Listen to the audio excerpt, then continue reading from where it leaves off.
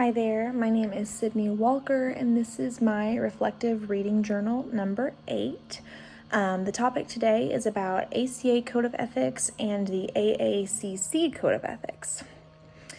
Beginning with the topics that are covered in the ACA Code of Ethics for informed consent, it first begins with the types of information needed. So this goes over the client's rights for understanding the purposes, the goals, the techniques, limitations, the risks and benefits of the counseling things that are being used in their services.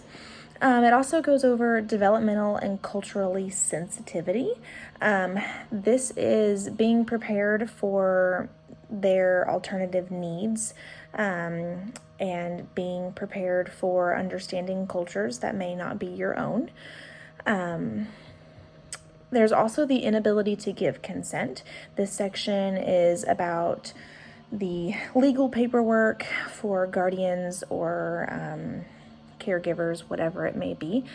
And then there's also the mandated clients in their own section, and this is helping them understand that if they're mandated, that means they have to be here and they do have the right to refuse it, but it's also the counselor's job to inform them of the consequences of not participating, and that they will legally have to communicate that if they are not participating. Then we move to the AACC Code of Ethics.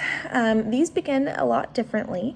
They're very similar but very different. The AACC begins with a call to integrity. So this begins with a emphasis on you are responsible for your own and that you're called from God to have integrity with your clients and in your practice. It then moves on to securing informed consent, which is very similar to the ACA Code of Ethics, in that you have to get informed consent and you have to share informed consent of what's going on and what's happening. Under this one there's a consent for the structure and process of counseling, which is the same as the ACA, but there's also the consent from parent, guardian, or representative if needed. That is also the same.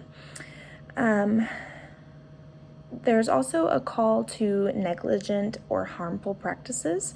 There is a more scriptural basis for this one of, again, keeping up with that integrity and ensuring that you're working for the Lord and that you need to do this as with the least amount of harm that you can.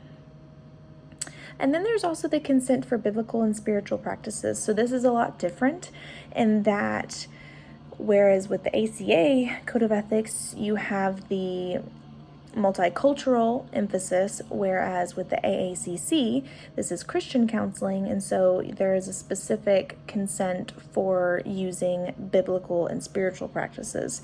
So if you seek Christian counseling, you're likely going to have biblical conversations or prayer or practices, religious interventions, different things like that you wouldn't get with the ACA.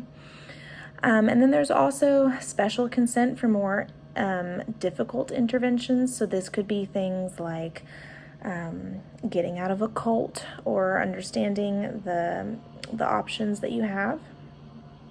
And then at the very end, there is faith-based values and beliefs.